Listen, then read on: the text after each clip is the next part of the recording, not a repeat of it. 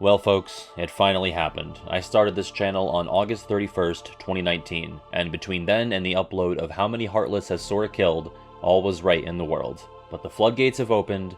I've now been wrong on the internet.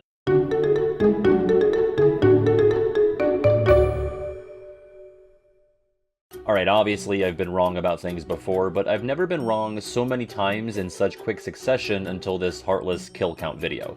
Unless, of course, you're a really big Cage 2 fan, in which case I've been wrong for nearly 4 years straight with no breaks.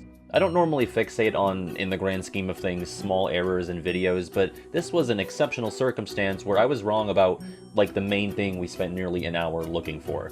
I did make a bunch of corrections in the pinned comment, but the disparity between the amount of people who watch the video and the amount who read the comments is large. And this is really serious stuff. I can't have people walking around thinking Sora killed more Heartless than he really did. So we're going to try to correct the record today, have a bit of a dialogue, and I'm also going to complain. Stay tuned for that. Well, right out the gate, I want to clarify, some people were annoyed or confused with how the video was advertised versus what we ended up trying to figure out. Like, yes, we're trying to figure out how many Heartless Sora has killed and then did what was essentially a pacifist run. I understand how that can be a bit contradictory. But in order to find that number, we need to find the minimum. So that's really what the video should have been called, I guess. What's the minimum amount of Heartless Sora can kill? But it just doesn't hit the same, in my opinion. And yes, I threw around the word canon a lot, but I was not attempting to suggest that Sora would canonically be as peaceful as possible or move around a room very specifically to get Heartless to despawn. I was more so employing that word to describe whether or not Sora visited specific worlds. If you wanted a much truer interpretation of a canon kill count, you would assume Sora wouldn't let any Heartless live if he sees them, maybe barring moments past the halfway point in Cage 2. So a kill count that doesn't abuse any gameplay mechanics and stays true to Sora's character and motives would probably factor in any batches of Heartless that spawn en route to mandatory storyline events. Once again, I will so graciously allow someone else to pursue this video topic. Okay, so let's move on to a concrete, no buts about it moment of wrongness. And this hurts because it's Cage 1 related, but it's also funny because there's always been so much confusion surrounding this. This being the requirement to trigger the Leon fight in Traverse Town. Now, if you remember, I actually discussed 3 different methods that I've heard over the years as to how this battle is triggered. And it turns out all of them are true to a degree. The one we all know is kill 5 shadows, and I wrongly said this was the only method. But Keyblade Brett pointed out that you can, in fact, spare these 5 shadows by seeing all of the different scenes where Donald and Goofy just missed Sora in the 2nd district, which was one of the methods I mentioned but claimed was false. Now, when I tested this out, it didn't work. There are 4 Donald and Goofy text bubble scenes during this portion, and they play when Sora first enters the hotel, the Gizmo shop, the Dalmatian's house, and the alleyway. Going back to the 1st district after seeing all of these scenes will cause shadows to spawn there, but Sid won't have new dialogue and Leon won't be waiting for you outside. But that's where the 3rd method I suggested comes in, which is visiting the 3rd district. Doing this in conjunction with seeing all 4 D&G scenes will move the plot along. I'm assuming the 5 shadows requirement is the one that most of us know because it's quicker and frankly way easier, so it's no wonder it's the more well-known method. But all that matters for our purposes is that Sora does not have to kill 5 shadows here, so we can subtract 5 from the Cage 1 and overall totals.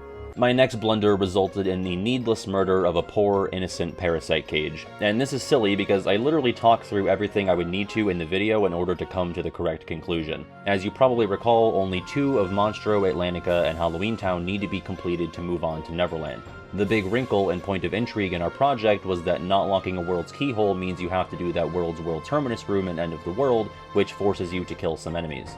We discovered that despite Halloween Town containing 12 mandatory Heartless kills to Atlantica's 5 and Monstro's 1, sealing Halloween Town's keyhole was actually preferable to skipping it as its respective world terminus room has 14 mandatory kills. But as brought up by the commenter The Animated Ignoramus, this means we don't need to do Monstro after all, as Monstro doesn't have a world terminus room thanks to not having a keyhole. Obvious, but missed by yours truly. But I'm happy to be corrected on this because it's very funny that when faced with these 3 worlds, one with 1 kill, one with 5, and one with 12, you should complete the worlds with 5 and 12 if you're trying to be as peaceful as possible.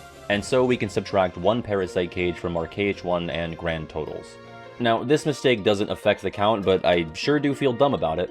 In my coverage of the Atlantica visit, I said that you need to hitch a 2nd ride on the Dolphin after Ursula steals the trident in order to get back to the sunken ship, and that's not true at all, and boy would this have saved me a lot of time over the years. Again, because we were able to get on the Dolphin without ever having to kill anything, this doesn't change our count, but it bears mentioning, you can just go back to the sunken ship with this shortcut. And I know about this shortcut, I've opened this treasure a million times. For the unaware, in the sunken ship area, there's an exit to a small portion of the undersea gorge which only contains a geyser. Hitting it will dislodge this big treasure chest next to Ariel's grotto, and swimming over the geyser will blast you back up to the main part of the gorge. And for whatever reason, I always thought this shortcut was one way. Granted, trying to go back down immediately won't work, but waiting a few seconds for the geyser to calm down lets you come and go as you please. So, if anything, I hope this saves you some time on your next playthrough if you, like me, were unaware of the true nature of the geyser hole. Thank you to ShadowFreak1101 for pointing this out to me. Next up, and I did ask for this, someone sent in gameplay clips showing that certain segments of Cage 1 can be completed without killing any Heartless. Twitter user Numba1234 tagged me in a handful of clips showing a few different areas that can be handled more peacefully, namely in Agrabah, Halloween Town, and Hollow Bastion. In Agrabah, you might recall that I had to sort of cheese the command menu to be blue in situations where I needed to be outside of combat to unlock these mini keyholes. Numba found that this one pot spider can be spared, and this one's actually really easy. All you have to do is enter the room, let the pot spider reveal itself, and then leave, and it won't be there when you return. You still have to do a well-timed and aimed dodge roll to unlock the keyhole before anything else spawns, but you can very easily save this pot spider. Numba also found that an additional green requiem can be spared using the same methods I used in the video. I'm assuming they just had more patience than I did. Next, in Halloween Town, there's that dilemma at Moonlight Hill, where we need to activate this tombstone to progress, but the Heartless keep our command menu red. On the Black Fungus spawn set, Numba was able to summon to get rid of the party members, lure the Black Fungi into a corner, and then dismiss the summon and move on to the bridge. Finally, in Hollow Bastion, the lone defender guarding the button in the waterway can be lured just far away enough for it to despawn and get your command menu blue with barely enough time to press the button before it respawns. This means Numba's efforts have saved us an additional 6 Heartless, so we'll subtract that many from Cage 1 and the grand total. So after seeing all of those clips and verifying the methods for myself, I felt confident that my Cage 1 count was officially remedied, and then the speedrun world record holder watched my video. Violin left me a comment letting me know that you can just despawn a few seemingly forced Heartless by just walking away from them. The first instance of this involves the 6 soldiers before the guard armor fight, not all of which need to be killed. It's really as simple as getting far enough away from them and they'll despawn. I would think hypothetically you could spare all 6, but every single time I try this battle, Donald insta-kills a soldier with fire in the first second, even when playing on Proud Level 1. The most I could ever manage to save was 2, but Violin sent me a clip where he managed to save 4, the other 2 also dying thanks to Donald's bloodlust. I did, however, manage to get far away enough to get a blue command menu and pause to change Donald and Goofy's AI, but by that point most of the soldiers were already dead or despawned. If you could edit Donald's AI to be less aggressive before this fight, it might be a different story, but for now we'll subtract another 4 soldiers, but I encourage anyone to show me a video of getting through this encounter with 0 casualties. The other thing Violin tipped me off about was the big elevator in Hollow Bastion. Our project in any normal playthrough forces you onto this elevator twice, once per story visit, and typically you'd kill every Heartless on board in order to get the crystal to reappear. Violin said, quote, "Turns out you have to kill all but one enemy, and if the very last enemy alive despawns, it causes the switch in the middle to reappear. However, the enemy respawns almost immediately, but it is technically possible to get a blue menu and activate the switch in time. So with that in mind, we can just subtract 1 Heartless from each elevator ride. And with that, I think the Cage 1 count is now as pacifistic as possible. We do have Cage 2 stuff to cover, but I'm saving that for last because who would have thought Cage 2 is the game that caused me the most trouble after posting the original video. Cage 3, on the other hand, was nearly airtight, save for something also pointed out by Violin, Vicifer, and I'm sure a handful of others. This involves what I thought was a choice between 2 forced mob fights in Olympus, one with water cores and one with earth cores. My video had us taking the earth core route as it contained fewer enemies, but you can in fact avoid both of these mob fights by using some air slide trickery, which is a tactic used in the Cage 3 speedrun. This saves us another 10 Heartless from the Cage 3 count and the grand total. Okay, Cage 2. Let's deal with the less bothersome things first. This one's pretty obvious, but for the Shan Yu battle, I noted that I was finding it really difficult to beat Shan Yu before the Nightwalkers could destroy the palace gates, so I ended up having to kill one of them. I hypothesized that a Sora with a higher strength stat could probably kill Shan Yu much quicker and before the gates can fall, but I stipulated that any extra experience can't come from killing any previous Heartless. That would kind of invalidate everything. This was a massive oversight because, as pointed out by Lizard1255, you can just grind against nobodies as Roxas in the prologue and all of his experience gets transferred to Sora, so we can safely subtract that one pesky Nightwalker from our counts. Next is something that I was sure could be brought down, and I'm not at all surprised by it. The visit to Disney Castle features a merciless mini who typically kills a bunch of Heartless during the escort segment. In the video, I managed to get by with only a few kills, but I misunderstood and poorly implemented the pushing strat, which can make this section entirely bloodless. Sky Akiyama sent me a clip of Insert Logic, who holds the Cage 2 speedrun world record, in which he manages to push Mini against the left wall, resulting in 0 kills for that section. The following segment inside the audience chamber doesn't use that strategy, but he also ends up killing 2 fewer bolt towers than I managed, meaning we can subtract 4 shadows and 2 bolt towers from our counts. Alright, now we can deal with the thing that really sticks in my craw. There are so many Cage 2 fights that you just don't have to win, for seemingly no reason. I find this infuriating. Surprise, this video isn't about me being wrong, it's about me being mad. Welcome to the final act. For the record, I was aware of some of these losable fights, but I failed to make note of them in the video. The first is the initial visit to Beast Castle, which drops you in a fight against a bunch of shadows in the parlor. This fight can end by just sitting there until Beast shows up. I didn't count these shadows in our total, but I neglected to mention this battle. The other occasion I knew about was the fight against the Luna Bandits when you first arrive in Agrabah, in which you can also just kill nothing. This one was actually in the script, but I literally just skipped the line accidentally and I added footage of it in post. But the day I uploaded the first video, within hours, I was bombarded with all of these additional fights that you can proceed through by sitting there and getting hit. These are pointed out by Ian My Dude, BTW Alex here, and Big Boss on YouTube, and Neku on Discord. And I'm not mad at the comments, I'm mad at the game. Because, why? What does this add? There are 4 additional fights across Cage 2 that require no effort on the player's part to get through.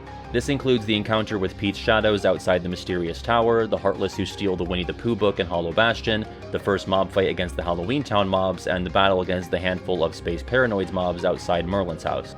And I just don't get it. Like, Cage 1 had fights you could lose and still progress the game, this is true, namely Darkseid 1, Leon, Cloud, and Sabor 1. But these encounters were all either early or difficult for first-time players, or both, and in every case besides Darkseid, the following cutscene actually reflects the outcome of the battle. Obviously, the whole story can't change, like Sora can't behead Leon in the middle of the first district and then live out the rest of his days in the secret waterway as a sewer goblin. But if you lose, Sora falls over from being beaten, and if you win, Sora falls over from just being exhausted, and then Yuffie shows up and tells Leon that he kinda sucks. It's classic, quintessential KH1 charm and polish. But when you lose to these Pete shadows in Cage 2, nothing changes. Pete acts like you wiped the floor with his troops anyway, even though it was the other way around. In fact, I had to go out of my way to nerf Donald and Goofy's AI to be completely passive, and some of the shadows still died by running into Goofy's shield because Goofy's shield just kinda does that. So like, yes, while it's in the early game, it's still after hours of prologue, it's more difficult to lose the fight than to win it, and the game doesn't react to it at all. There's no real explanation as to why we can proceed after getting bodied by these 9 shadows. And it would have been as easy as having the next cutscene show Pete saying there's more where that came from. Or just don't let the player proceed after losing this very basic fight. And while I could maybe give this battle a pass for being like the second bit of combat you have as Sora, there's really no excuse for the other ones. You don't have to kill the Heartless that steal the book? Why? It seems really important that you kill them? I don't understand. Why would letting them drop Sora's HP in turn let me watch a cutscene where Sora picks up the book unbothered? I feel like I sorta need to earn that cutscene by like killing the Heartless who stole the book. There's no excuse for it like Darkseid 1, which takes place in a dream, or Cloud, which is in a tournament, or Leon who doesn't actually want you dead, or Treehouse Sabor where you get bailed out by Tarzan. The Heartless have this book, and they want to kill you. You should die if they kill you, those are the rules. Same goes for these Halloween Town Heartless, which happens a whopping 8 worlds in if going in the traditional order. Even more unforgivable is this encounter with the Space Paranoids mobs. Why on earth is the game being so forgiving as late as Space Paranoids 2? How is the story served by letting you get your ass kicked here? It just seems inconsistent and weird and dumb, and I just don't like it, I guess. But that's not really important. What matters is that we can save 23 Shadows, 11 White Knights, 5 Soldiers, 4 Strafers, and 1 Devastator, and subtract them all from our canon kill count. Those Space Paranoids Heartless are still optional, so we won't be subtracting them from the super pacifist count. But that means we arrive with our revised totals, a grand canon kill count of 3,088, and a true pacifist count of 2,489. So, I was off by at least 79 and 74 for each count. It's my greatest shame, and I've beaten Kingdom Hearts 1 using only my feet. Thanks for watching. If you enjoyed, leave a like. If you really enjoyed, consider checking out my Patreon in the description, which helps me make Cage content full-time, and don't forget to correct my corrections in the comments. Stay safe out there, take it easy, and I'll see you next time.